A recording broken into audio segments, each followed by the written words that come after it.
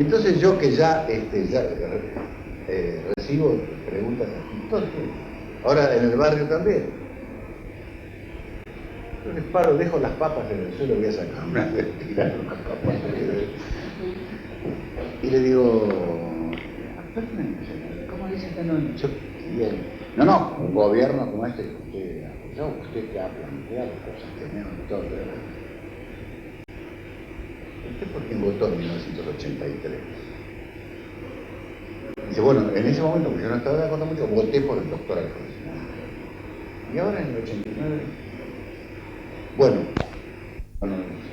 me pareció que convenía votar por los socialistas. Le digo, mire, llevo acá 6 kilos de papas. Usted comprenderá, teniendo en cuenta los candidatos que usted votó, usted no tiene derecho a preguntarme a mí en la calle ni en ningún lado. Y se hizo las papas, lo dejé ahí, clavado.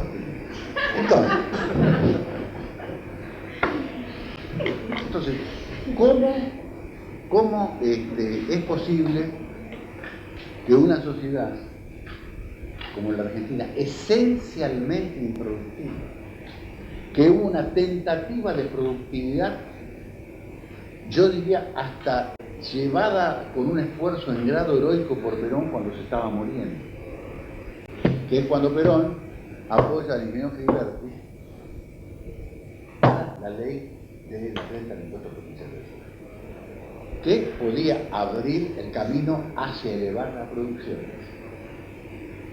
actual a los global. Ustedes saben los niveles que tienen, mejor que ustedes y que yo lo sabe el Departamento de Agricultura de Estados Unidos, que por vía satélite fotografía todo. Es evidente. ¿Se opuso? ¿Qué? La CGT se opuso, se pusieron los senadores del peronismo, y la estructura del Partido Justicialista. El único que apoyó a Ghiberti fue Helvar, y Perón, que le dijo a Helvar. Entonces, la sociedad argentina está anormalmente armada por las circunstancias de la historia, eso. En algún momento alguien recibe todo el peso. En este caso le tocó a Menem, porque ya no da más. Ustedes saben que lo que hizo Helvar, con ocupación plena en el periodo 73-74, donde efectivamente, hasta yo me compré un autocrédito en aquella época en un banco, esa falsa sensación de prosperidad, era de que él metió en el Estado a todos los ocupados de la época anterior. No es que el tipo hizo un plan de desarrollo, no. Metió en el Estado a todo el mundo. Y eso fue luego heredado por los gobiernos militares, enriquecido por los gobiernos militares, más tipos con longanía, con Alfonsín, y más tipos con el peronismo del primer año de Menem. Entonces, claro, el asunto no se puede controlar.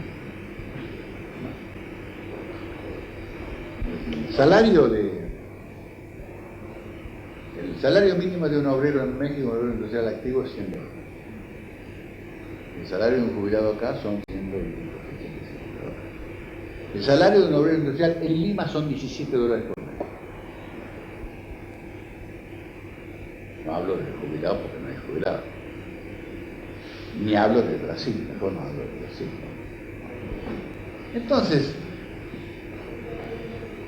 la Argentina continúa siendo todavía, de algún modo, una roca trapella, inconmovible, sobre la cual se asienta una sociedad informe, caótica, pero potencialmente con muy ricas fuentes de capitalización si hay voluntad política y están las cosas armadas para que eso se lleve a cabo. No sé qué va a ocurrir cuando empiece. Ustedes vieron que hubo un esbozo, que los diarios replicaron y todo el mundo atacó hace algún tiempo la ciudad rural y las ligas agrarias del noreste. Atacaron, dijeron, esta es la ley de Ghiberti, que sé cuánto, no hace mucho. Es decir, Cavallo sabe muy bien a dónde dirigirse, pero no hay otra manera de crear. Yo le dije comida que tuvimos con el economista Marcelo Lascano en la Fundación de la Patria Grande, le hablé del tema de que hay que buscar la manera de llevar la productividad argentina de 38 a 40 millones de toneladas de cereal a 200 millones, como la Unión Soviética antes o como Estados Unidos. Dice que no tenemos a quién vender, dice Lascano. ¿A quién le vamos a vender eso? Si Europa.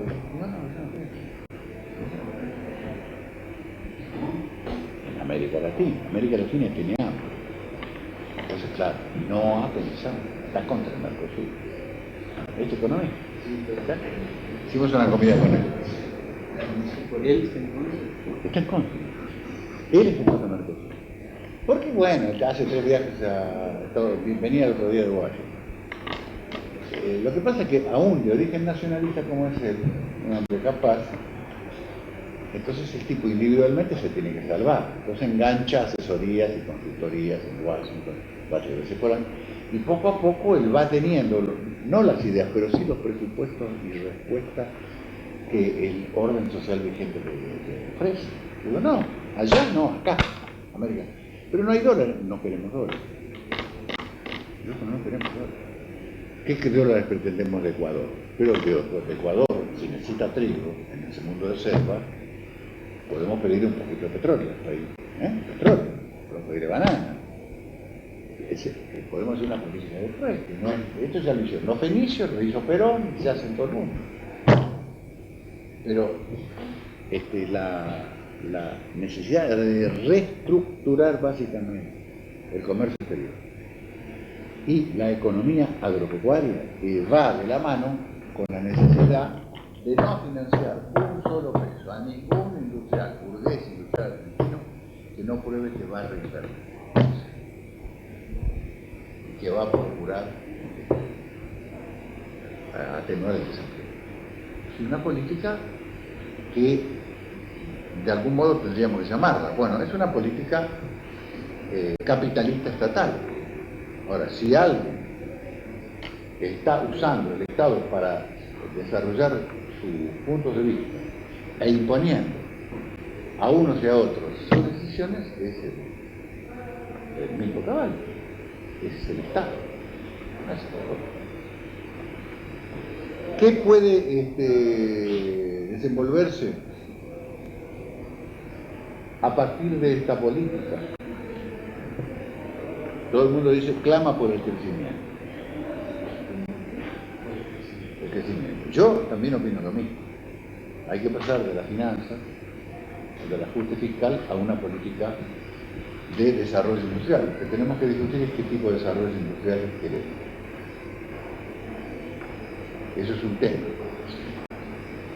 Tradicionalmente, y todas las cosas que podemos alegar tradicionalmente,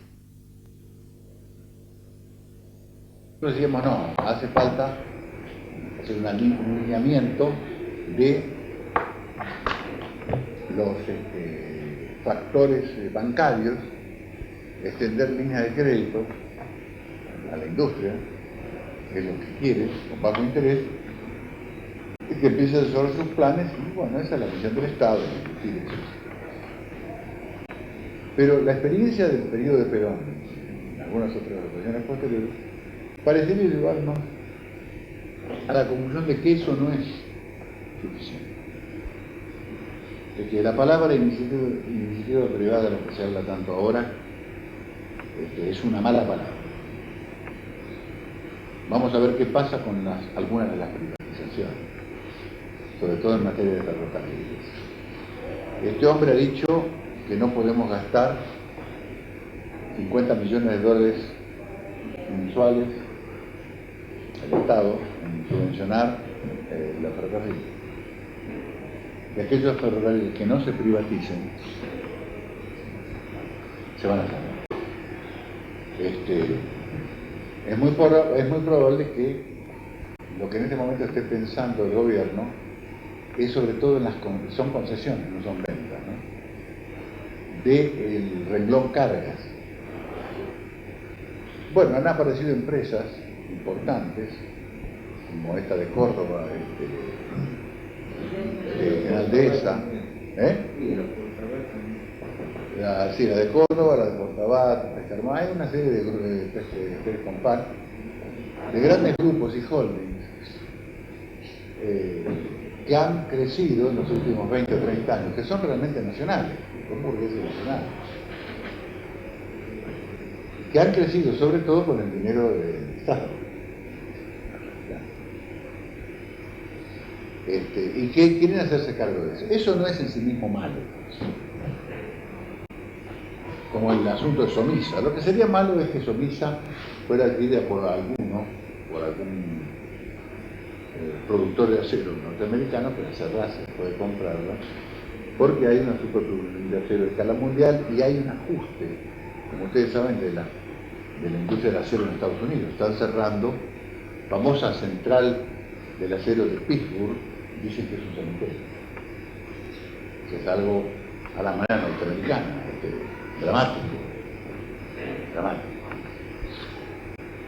Dramáticos son algunos espectáculos de algunos lugares también de Chicago y de otras ciudades norteamericanas donde de pronto cierra un área de la industria y desaparecen 100.000 obreros.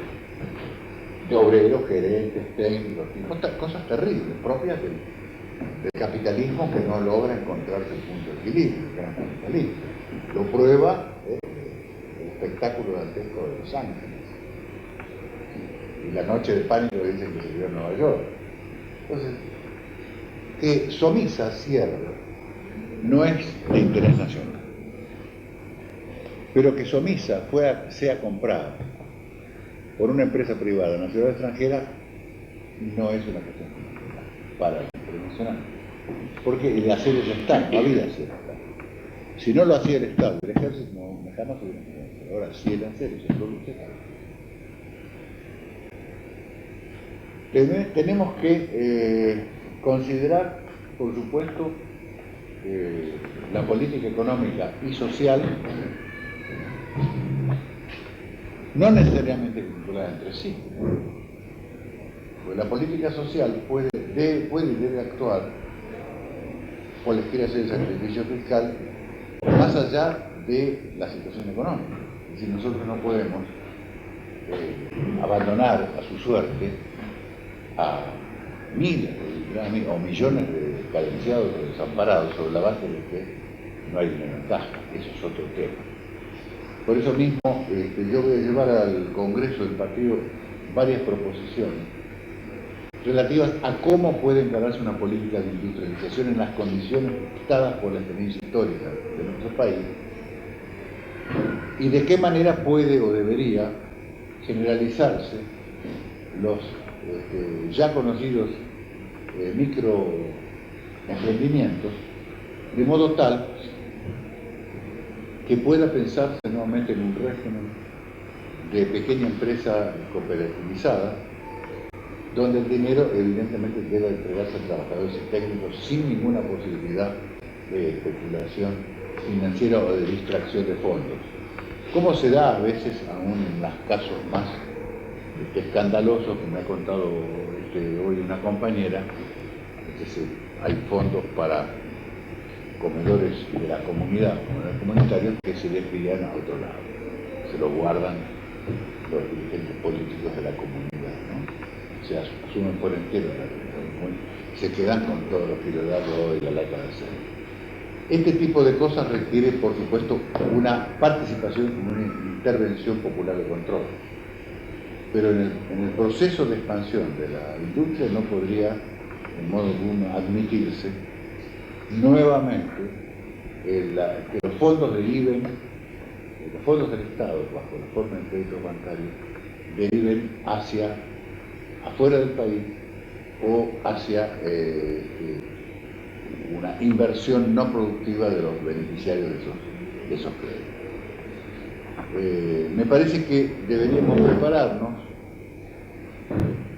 para que en el Congreso podamos discutir detalladamente estos y otros temas, entre los que figura también el problema de la prensa del partido, de las finanzas del partido, de la contribución que los afiliados deben hacer a la caja del partido,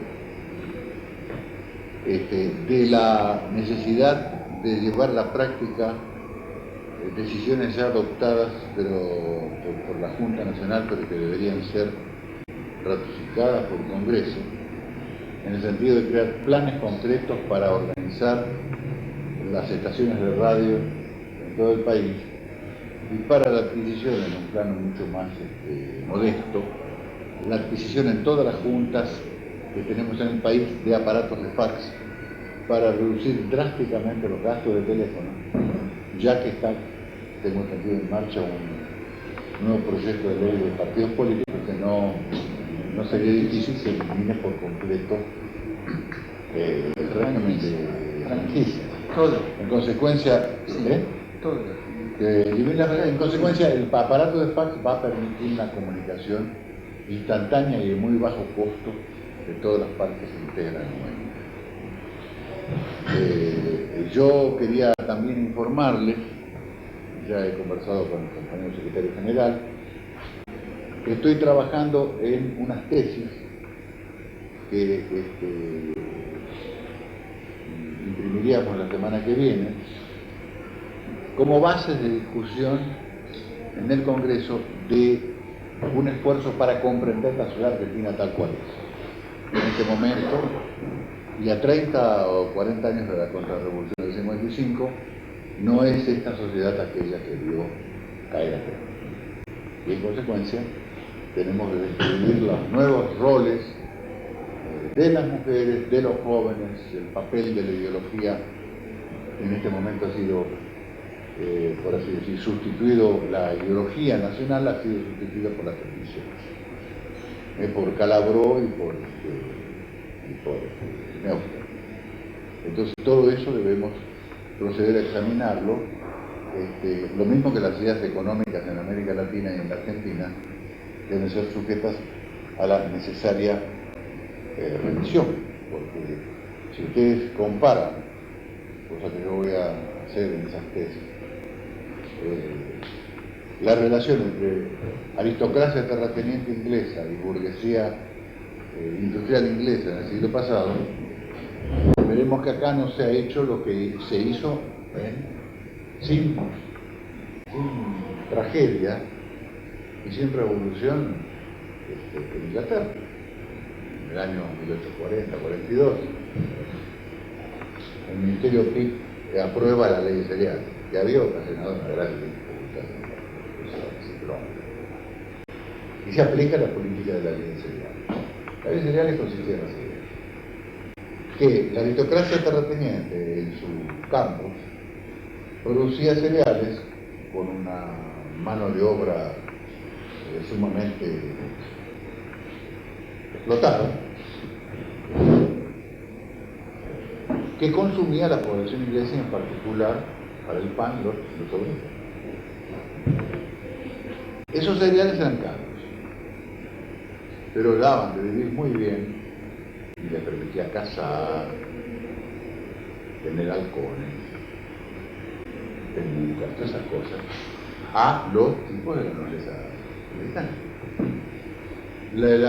La fuerza naciente de la burguesía industrial inglesa, a través del gobierno de Pitt, obligó a aprobar la ley de cereales en la Cámara, que determinaba el libre cambio para los cereales procedentes de Inglaterra, que eran mucho más baratos, porque esos cereales estaban protegidos. La oligarquía terrateniente inglesa era proteccionista respecto a los cereales y librecambista respecto a los artículos.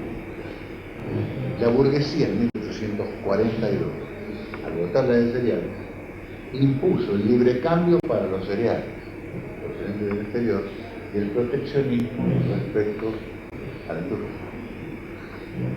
Entonces, al llegar los cereales del exterior, la clase trabajadora, y en general el inglés medio, consumió el pan más barato, lo que equivalía de algún modo a una reducción del salario que la burguesía industrial pagaba.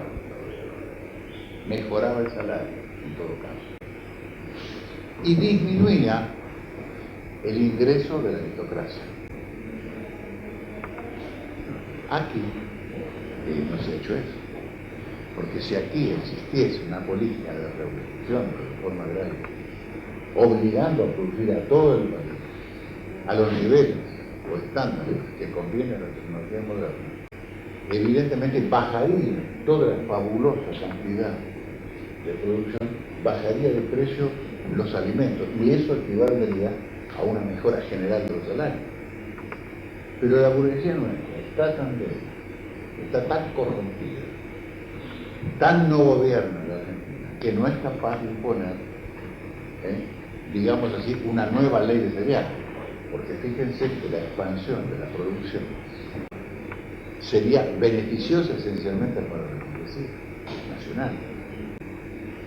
No así para la energía, que sería reducida de la renta diferencial a la renta absoluta a sus ingresos. Además hay que tener en cuenta que la famosa renta diferencial, de la que hablamos tantos años, ha tendido a desaparecer,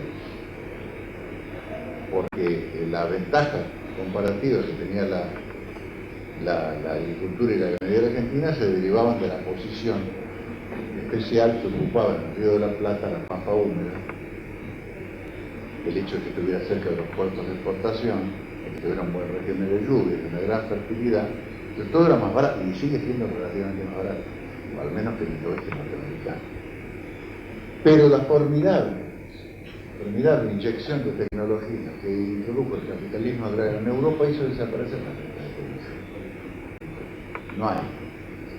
Entonces nos encontramos con que ni la oligarquía tiene fuerza para imponer una política categórica para defender sus privilegios, ni lo tiene la burguesía nacional. Acá lo que hay es un régimen político sometido a múltiples presiones internas y externas, pero no hay una clase definida a la cual pueda decirse que está gobernando el país. Todo eso será parte un poco de la tesis y de la proposición que yo hago para la discusión en esta materia del próximo. Ahora tengo otra pequeña reunión, por lo cual me voy a retirar. Es un día libre. Parece una realidad más descarnada que la de otros tiempos, en parte en virtud o mérito del propio gobierno de Menem, que con gran crudeza y acosado por las circunstancias ha puesto en tela de juicio una serie de verdades reveladas o de lugares comunes de la política, de la economía, de la sociología en el país, y donde, bueno, aparecen involucrados temas muy caros para nosotros, como son los problemas de las empresas públicas, el nacionalismo económico, el nacionalismo cultural, el problema de la soberanía de Malvinas, en fin, las relaciones con los países centrales o imperialistas, una cantidad de temas, diría, gordos de la política argentina. Ramos se ha comprometido y está trabajando en eso, en preparar una especie de tesis, porque habíamos hablado en meses anteriores de la conveniencia de hacer una especie de actualización del programa del MPD. Yo pienso que esa tesis que está queriendo Ramos para el Congreso es una muy buena base para esto. Quizás nos permita a nosotros adoptarla como una especie de documento de carácter general que presente nuestra visión acerca de la realidad argentina, latinoamericana, internacional del mundo. Pero creo que simultáneamente le hace falta un esfuerzo de todos los compañeros y dirigentes del movimiento para hacer aportaciones en determinados campos, ¿no es cierto? Creo que para ese lado está apuntada un poco la estructura que le queremos dar al Congreso de Río Ceballos del mes próximo, para el que no queda mucho tiempo. En consecuencia, aprovechar este mes que va de acá hasta el Congreso, algo especialmente importante. Hay compañeros que están trabajando ideas y temas sobre esto, pero creo que se trataría también de sumar a otros y ver si podemos hacer una cosa envergadura. Bueno, después hay otros temas de la situación política más puntuales que a lo mejor, cuáles por ahí conviene cambiar impresiones o puntos de vista. Nosotros acá en la capital, incluso el secretariado y el comité de la capital han discutido bastante en este último mes el problema de en las elecciones que se vienen en la capital por el senador de la capital. Hemos estado en algún instante en una situación bastante crítica con la alianza que sostiene la candidatura de Porto, entre otras cosas porque la UCD intentó introducir documentos provocadores como sostén programático de la alianza. Hemos tenido bastante debate y conflicto, y finalmente la cosa se resolvió en términos que nosotros no hemos suscrito el documento base de la alianza. ¿Y no han suscrito? No lo hemos suscrito. No hemos conseguido, a pesar de una serie de diligencias políticas, que el justicialismo nos respaldara en la idea de impedir la introducción de cierta ideología liberal en las bases programáticas de la alianza. El peronismo le sentía que podía haber peligrar el respaldo de la UCD a la candidatura de Porto. Pero también hemos evaluado como inconveniente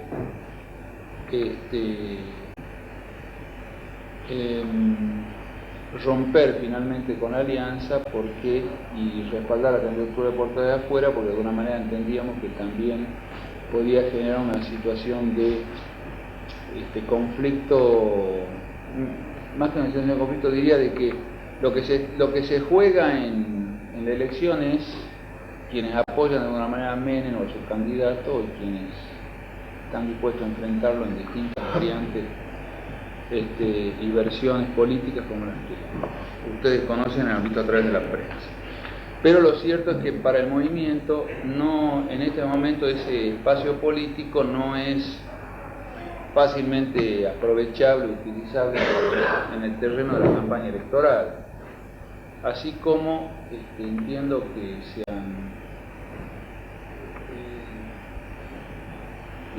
han disminuido drásticamente las posibilidades de alguna participación también del Sacra en el proceso de la campaña con Porto. Entre otras cosas porque Porto pretendía que si hacíamos el congreso del sindicato, en el marco de la campaña electoral, ese congreso se circunscribiera virtualmente al respaldo de la candidatura sin plantear una cantidad de otros temas que son, por supuesto, estratégicos para el sindicato. Sobre esto a lo mejor los compañeros pueden comentar algo, si es que hay alguna cosa de interés. Lo único que quizá queda en pie es el hecho de que, en virtud de la ley de cuotas y de las expresiones políticas, ¿no?, que están en la realidad misma, es probable que las listas de electores de la alianza se integren con un cierto porcentaje de mujeres, así como con representantes de los otros partidos políticos de la alianza. Se había hablado de que los presidentes de los partidos aliados serían electores de senador de la candidatura esta. Así que bueno, esta es una de las cosas que me parecía de interés comentar brevemente para el conocimiento de la Junta Nacional. ¿Por qué se comprometió en un acto como hecho las mujeres del partido del Frente? El acto nos reunió con dirigentes, 600 mujeres. En esas reuniones se comprometió a tener algo así como uno y uno en el elector de varón y mujer. No sabemos qué va a terminar el asunto, pero bueno, es interesante como antecedente. Y nosotros estamos, ahora la pública, hablando de que están aquí, porque están en este trámite, no nuestra lista, parecería que estábamos consiguiendo la posibilidad de que compañeras nuestras participaran, aparte de los compañeros y eventualmente compañeras que llevamos a una negociación por el lugar que el partido pueda tener en la lista. Un par de compañeras participarían como electoras por el Sacra en algún porcentaje que Porto le pedido que no fuera de dirigentes de los partidos políticos, sino de independientes. Las compañeras están en esta participación. ¿Cuántos años de elector de la capital? 52.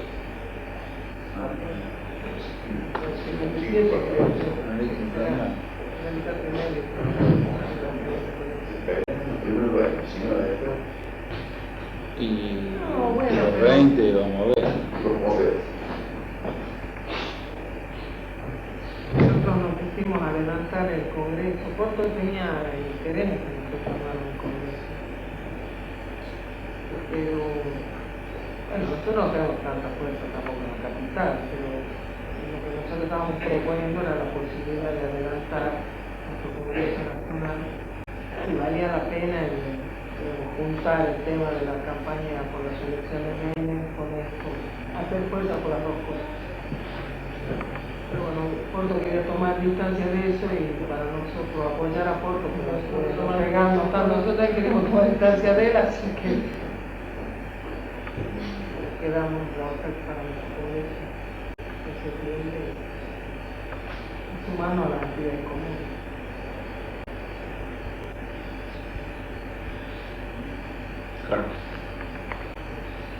Bueno, a mí me parece que se haya adelantado con respecto a la decisión que habíamos tomado en la Junta Nacional, la fecha prevista para el Congreso.